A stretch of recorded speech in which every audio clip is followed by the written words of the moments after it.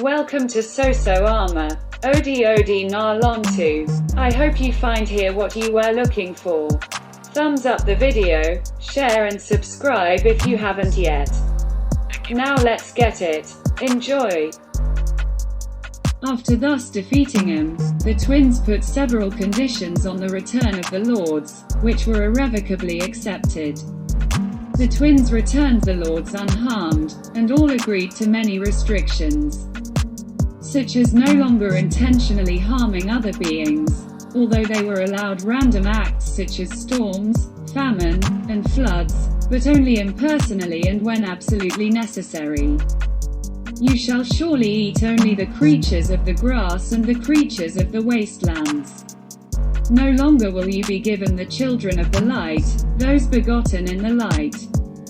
Only things of no importance will fall before you. Only the sinner and the malevolent, the wretch and the molester who clearly have sinned, will be given to you.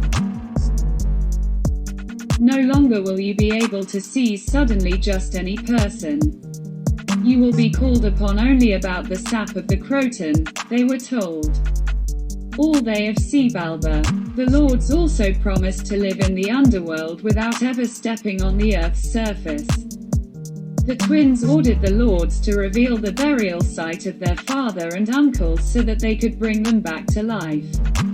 The Lords revealed that they were buried under the floor of the ball court, which by extension represents the Earth's surface. The boys exhumed the corpses and prepared a magic ritual that brought both of them back to life.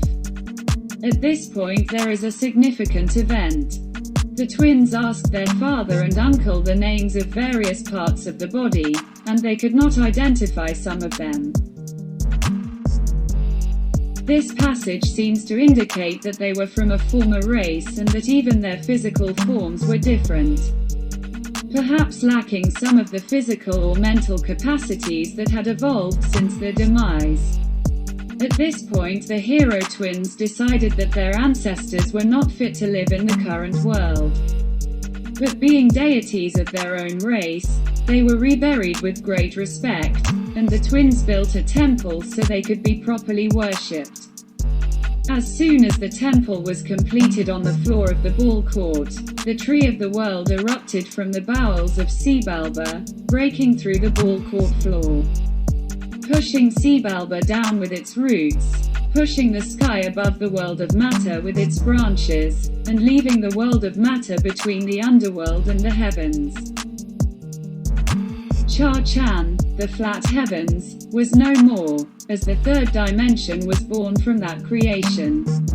Now there were different regions, spiritual, material, and underworld, 46 connected only through the world tree, whose roots are in the underworld, its branches in the world of matter, and its crown in the spiritual realm of the heavens.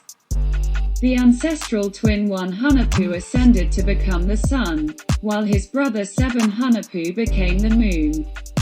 This change represents as cosmological connections. During the game, the underworld god Kamazot's nibbled head of 1 Hunapu.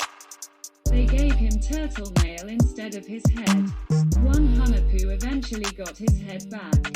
But this part of the myth represents the everyday death of the sun when it falls into the underworld. The turtle, Ak, was a symbol of a first entity and Earth. In that case it represented Earth in which were hero twins trapped. Their breaking of the mail and returning to the sun was then a symbol of new life and defeat of the underworld. AmA thanks you for tuning in. Please leave a comment. Grantani until the next video. Peace and much love to all. Lobby.